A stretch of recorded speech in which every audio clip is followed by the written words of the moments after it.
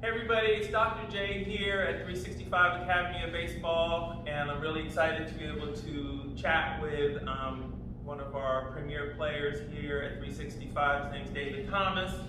I had the pleasure of testing David, doing his metabolism back in July, and I guess the first thing I want to ask you, David, tell me when we first met, like what your initial goals were coming here to 365, like what were you trying to accomplish?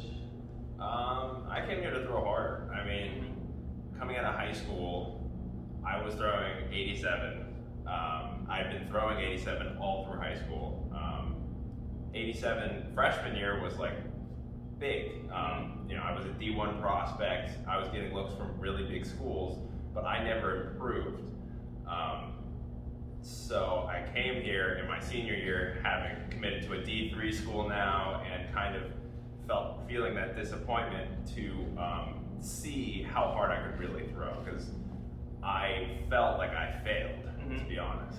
Okay, so I know when I talked to you and when I talked to Michelle, one of the things he wanted to bring me in on this for was to help increase your strength. Obviously, you heard training, so we did your test. And just quickly, what was your experience with that? How did you find that to be in terms of getting the metabolism test? I think it was really good, because I'd always kind of just ate when I was hungry, and just ate. I tried to eat well, but I never really knew how much to eat. Exactly. So getting the metabolism test, I knew now that how many calories I had to eat, and that's really helped me put on weight, put on muscle, right? All that. Excellent. So the metabolism test, a lot of you have heard me talk about this before. He's obviously not trying to lose weight, but we want to make sure that if he's here working out and training, that he's optimizing his growth and development, especially with the weights and his other training. So I know when I tested you, I think your RMR was about 2,261. It was 1% above normal, which was a little concerning to me because you're an athlete and you should be well above normal. So we addressed that. Once I tested him, I had him eat a specific amount of food. I know, I think within 2 to 3 weeks, I retested you somewhere in there. His metabolism jumped up 6% to 2434. So that was the first benefit that we immediately saw. Your scale weight went up about 6 pounds, I think, about from there. Yeah, about 6 pounds. Now, tell everybody, in parallel to those accomplishments, what happened in the gym with your strength?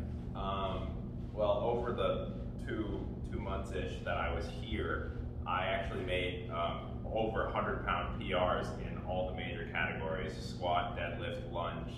I was doing more push-ups in a minute. I was doing more pull-ups in a minute.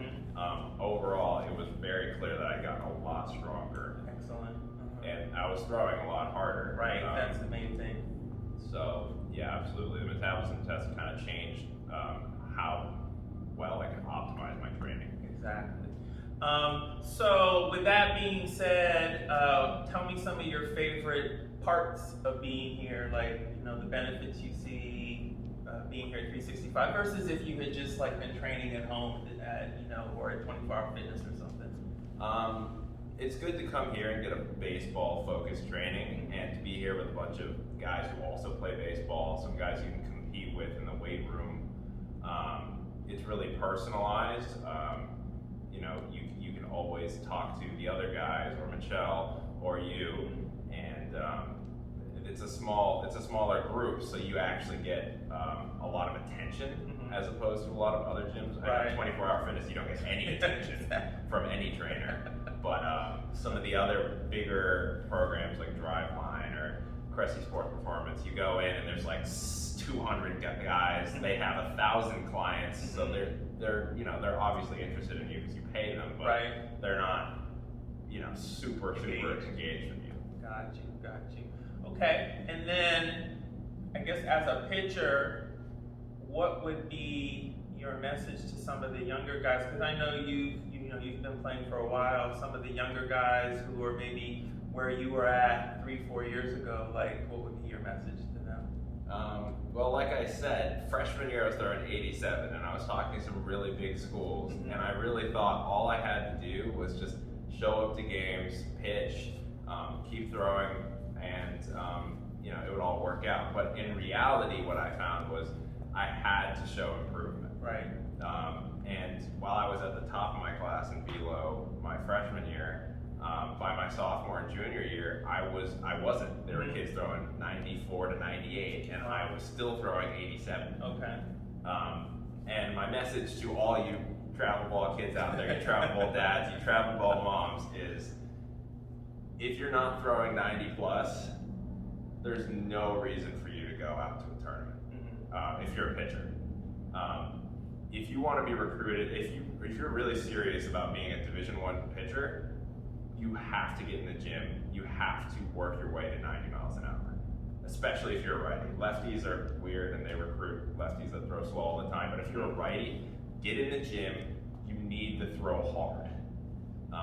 Velo is what matters. Okay, beautiful.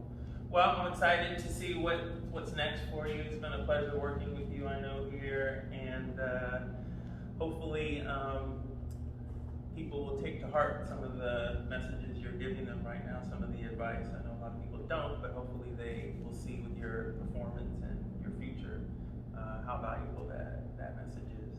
Absolutely, yeah. And I mean, I'm a testament to like what a year in the gym can do for you. Exactly. I went from 87 to 94 in a year in the gym. Boom.